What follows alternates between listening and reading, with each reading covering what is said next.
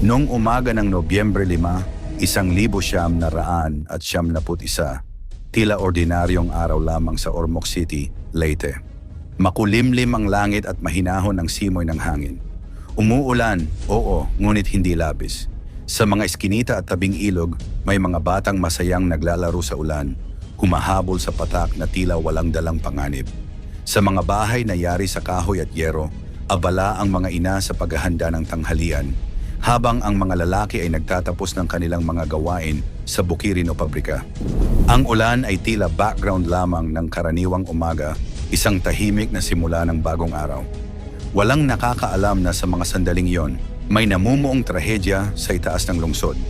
Isang tahimik ngunit mapanlinlang na banta na sa loob lamang ng ilang minuto ay wawasak sa buong Ormoc at mag-iiwan ng isa sa pinakamadilim na kabanata sa kasaysayan ng Pilipinas. Sa loob ng maraming taon, sanay na ang lungsod sa ulan at bahagyang pagbaha tuwing bagyo. Ngunit ang Nobyembre 5 ay hindi basta normal na pagbaha. Noong dekada 90, ang Ormoc City ay isang masiglang lungsod sa kanlurang bahagi ng Leyte. Dito umiikot ang buhay sa palengke, sa pantalan at sa mga pabrika ng asukal. Napapaligiran ng dagat sa isang banda at ng mga ilog at kabundukan sa kabila. Ang mga pamilyang naninirahan malapit sa mga ilog, lalo na sa Barangay Isla Verde sa tabi ng Anilao River, ay sanay sa ulan at baha. Para sa kanila, ang tubig ay bahagi ng araw-araw na buhay. Dito naliligo ang mga bata, naghuhugas ang mga ina, at dito rin minsan nagmumula ang maliit na kabuhayan. Ngunit sa kabundukan, may nangyayaring tahimik na pagbabago. Mula dekada 60 hanggang 80, unti-unting nawala ang natural na kagubatan ng Leyte.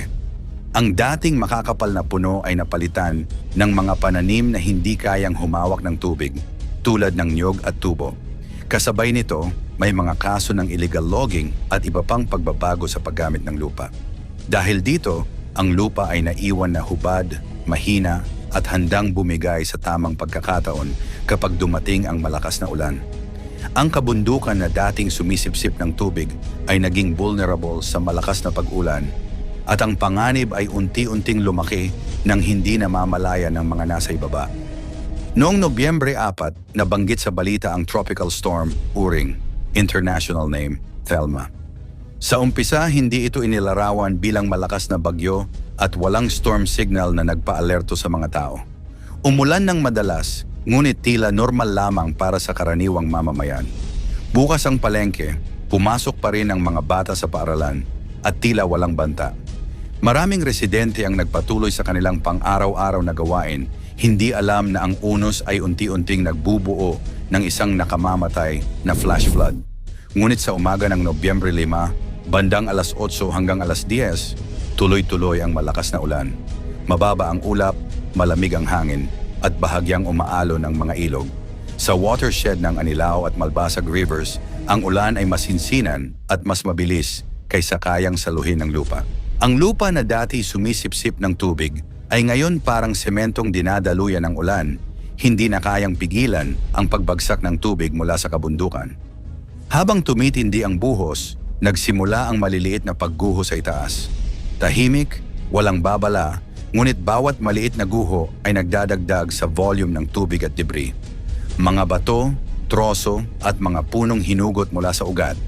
Ang likas na depensa ng kalikasan ay unti-unting nawawala at ang panganib ay lumalapit ng hindi napapansin. Bandang alas 11 ng umaga, umabot sa sukdulan ng ulan. Tinayang higit 160 millimeters kada oras. Ang tubig mula sa bundok ay sabay-sabay bumaba patungo sa mga ilog. Ang dating agos na umaabot ng ilang araw ay naging halos 1 oras lamang. Sa makikitid na bahagi ng ilog, nag-ipon ang tubig at bumuo ng pansamantalang harang. Parang dambuhalang plug na humaharang sa daloy. Sa likod nito, patuloy na naiipon ang tubig hanggang sa bigla itong bumigay. Sa loob lamang ng ilang minuto, ang mga pansamantalang harang ay sabay-sabay nag-collapse at ang tubig ay kumawala. Hindi basta baha, kundi parang dambuhalang alon na nagmula sa bundok. Bandang alas 11 ng umaga, nagsimulang magbago ang lahat sa Isla Verde. Hindi una napansin ang taas ng tubig, kundi ang tunog. Isang malalim at tuloy-tuloy na ugong, parang sabay-sabay na andar ng maraming truck. Biglang umitim ang tubig sa ilog, makapal, kulay tsokolate at may kasamang sanga at troso. Isang ama ang sumigaw para tawagin ang pamilya, ngunit bago pa sila makalayo, dumating ang unang bugso. Ang tubig ay tumaas ng mahigit 2 metro sa loob lamang ng 1 minuto at sa loob ng 1 oras, umabot ito sa halos 4 na metro. Tumama sa mga bahay sa tabing ilog bago makatakbo ang mga tao. Maraming magulang ang nagpatong ng kanilang mga anak sa mga mesa, refrigerator o bubong, ngunit marami rin ang naipit, natapilok o tuluyang nailigaw ng agos. Tumumba ang mga tricycle, jeepney at mabigat na kasangkapan. Tumunog ang sigaw ng tulong sa ingay ng tubig at debris. Pagsapit ng hapon, humupa ang agos at iniwan ang makapal na putik at katahimikan. Isang katahimikan mas mabigat kaysa sa ingay ng baha. Libu-libong tahanan ang nawasak, libu-libong buhay ang nawala, at libu-libong tao ang naapektuhan. Ang Isla Verde ay idineklarang hindi na ligtas tirhan at marami ang napilitang lumikas. Ayon sa opisyal na tala, tinatayang mahigit 4,000 siyam na raang katao ang nasawi at higit sa 4,000 bahay ang nawasak. Ngunit higit pa sa bilang, ang tunay na pinsala ay nasa mga naiwan, mga batang biglang naulila, mga magulang na walang anak, at alaala ng trahedya na bumabalik tuwing malakas ang ulan. Ang flash flood sa Ormoc ay hindi lamang isang sakuna ng panahon. Isa rin itong paalala ng kahalagahan ng responsableng land use, reforestation, at disaster preparedness. Sa bawat pagbaha, hindi lamang numero ang nawawala, kundi mga pangarap, pamilya, at buhay na umaasang makararating ng ligtas sa kanilang destinasyon. Ang trahedya ng Ormoc noong 1900 at 1991 ay isang bangis na aral na dapat paghandaan. Ang kalikasan ay malakas at ang tao ay laging kailangang maging handa, lalo na sa mga lugar na sanay sa ulan at baha. Balot ng takot, pangamba at sigaw ng saklolo ang gabi ng Enero 26 matapos lumubog ang MV Tricia Kirsten Tree, isang malaking roll-on roll-off o Roro ferry sa karagatang malapit sa Baluk-Baluk Island, Basilan, habang patungo sana sa Holo, Sulu. Isang trahedyang umani ng maraming buhay, nag-iwan ng mga nawawala at muling nagbukas ng usapin tungkol sa kaligtasan ng mga barkong pampasahero sa bansa. Ang MV Tricia Kirsten Tree na pagmamay-ari ng Allison Shipping Lines ay umalis mula sa Zamboanga City Port bandang alas 9:30 ng gabi noong Enero 25. Ayon sa mga ulat, normal ang takbo ng biyahe sa unang bahagi ng paglalayag. Ngunit makalipas ang ilang oras, nagbago ang lahat. Bandang alas 1:50 ng madaling araw, nakatanggap ang Philippine Coast Guard ng isang distress signal mula sa barko. Ilang milya na lamang ang layo nito mula sa Basilan nang bigla itong tumagilid o mag-tilt. At sa loob lamang ng ilang minuto ay mabilis na lumubog sa dagat. Hindi pa malinaw ang eksaktong dahilan ng insidente. Ngunit ayon sa mga autoridad, maraming anggulo ang tinitingnan. Kabilang narito ang posibleng pagpasok ng tubig, kondisyon ng dagat, bigat ng kargamento at kalumaan ng barko. Sa gitna ng dilim at malamig na tubig dagat, daan-daang pasahero, kabilang ang mga pamilya, bata, matatanda, at mga guro, ang biglang napilitang ipaglaban ang kanilang buhay. Kumapit sila sa anumang lumulutang, life jacket, kahon, plastic, at iba pang gamit na inanod ng alon. Ilan sa mga survivor ang nagkwento ng biglaang panic sa loob ng barko. Ayon sa kanila, kulang ang oras at impormasyon bago tuluyang bumaligtad ang sasakyan dagat. Marami ang nag-agawan ng life vest, may ilan ang natapilok, at may mga tumalon na lamang sa dagat sa pag-asang may darating na saklolo. Biglaan po talaga ayon sa isang survivor. Naramdaman na lang namin na tumatagilid, ilang segundo lang, gulo na, kanya-kanya na po kaming takbuhan. Agad namang rumesponde ang Philippine Coast Guard kasama ang Armed Forces of the Philippines, mga lokal na mangingisda at iba pang rescue assets. Sa kabila ng dilim at hirap ng kondisyon ng dagat, isinagawa ang malawakang search and rescue operations. Sa pinakahuling tala, mahigit 316 na katao ang nailigtas at dinala sa mga pantalan ng Isabela City, sa Basilan at Zamboanga City. Agad silang binigyan ng medical na atensyon, pagkain at pansamantalang tulong. Ngunit sa kabila ng mabilis na pagtugon, hindi lahat ay pinalad na makaligtas.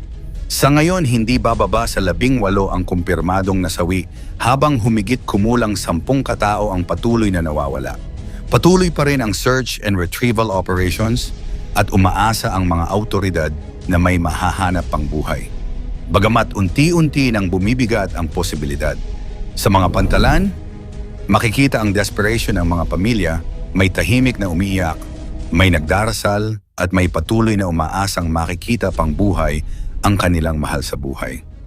Nagpaabot ng pakikiramay si Vice President Sara Duterte sa mga pamilya ng mga nasawi at nawawala. Hinikayat niya ang lahat na manatiling matatag habang patuloy ang rescue at investigasyon. Samantala, puspusan na ang investigasyon ng Department of Transportation, Philippine Coast Guard at Maritime Industry Authority o Marina upang matukoy ang tunay na sanhi ng trahedya. Isa sa mga pangunahing tanong ngayon, may kinalaman ba ang overloading at edad ng barko sa paglubog nito?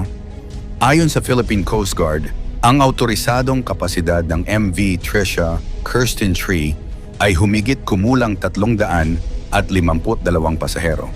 Sa manifest ng biyahe may 317 pasahero at 27 crew, kaya sa papel ay hindi ito lumagpas sa pinapayagang bilang. Gayunman, bukod sa mga pasahero, may sakay din ang barko ng mga truck at kargamento, isang mahalagang aspeto na sinusuri kung nakaapekto sa balanse at stability ng barko, lalo na sa masamang kondisyon ng dagat.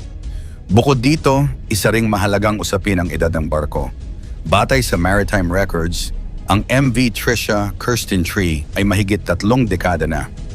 Orihinal na ginawa sa Japan noong dekada 1970 bago ito mabili ng kasalukuyang shipping company, ilang taon na ang nakalilipas.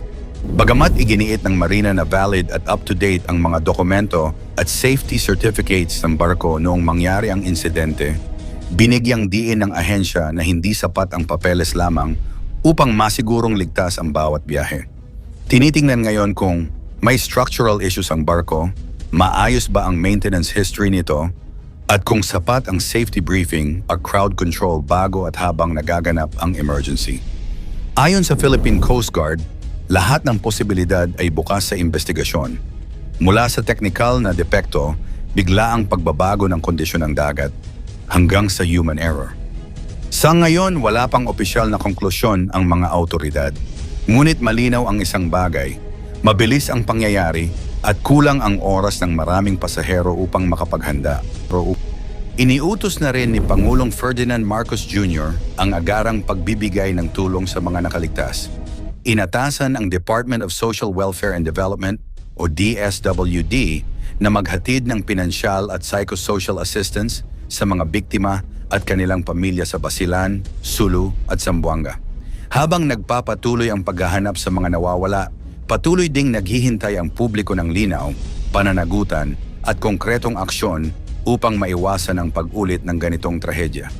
Dahil sa bawat barkong lumulubog, hindi lamang numero ang nawawala, kundi mga pangarap, pamilya at buhay na umaasang makararating ng ligtas sa kanilang destinasyon. At sa trahedyang ito, muling tinatanong ng bayan, sapat na ba talaga ang kaligtasan sa ating mga biyahe sa dagat?